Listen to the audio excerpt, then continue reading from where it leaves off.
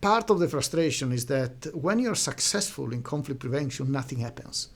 And it is so difficult to convince someone to invest in something that gives no clear outcome, as opposed to the intervention in a crisis where you see the blue helmets or whatever, and you really have a vivid impression of the presence of the international community. Prevention is cheaper than a reactive mechanism once violence has occurred. So I think we must leave the rhetoric and begin to invest our resources, our time, our energies in early warning mechanisms, in tracking what we see as drivers of mass atrocities. So if we can be able to invest our time, resources, our knowledge, experience, be able to prevent it, then we might, maybe in my lifetime, I'll see that we have made a difference. The biggest value of dealing with the past is that it can contribute to prevent the recurrence of atrocities, of human rights violations, of conflict, etc.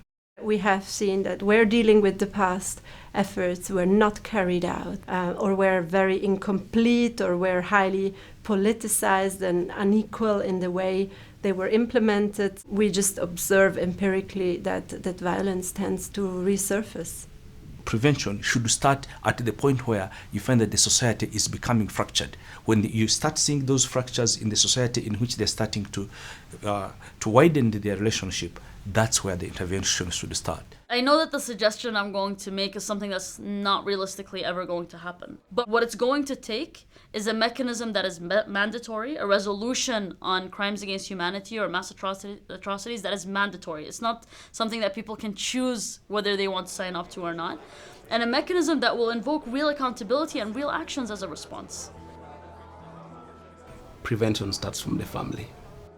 The message that a parent gives to the child, it's like a moment of planting seeds. Seeds of reconciliation, the seeds of harmony, the spirit of tolerance at the right age, in the right generation. Then we are hoping to raise a society that is peaceful, that will constitute a system that is accountable to the population.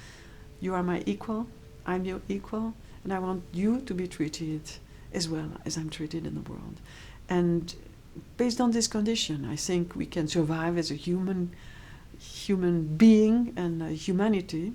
And that's, I think, the profound message of prevention. GAAMAC is, I think for me, it's a timely formation and very useful in the prevention of commission of atrocities in the world.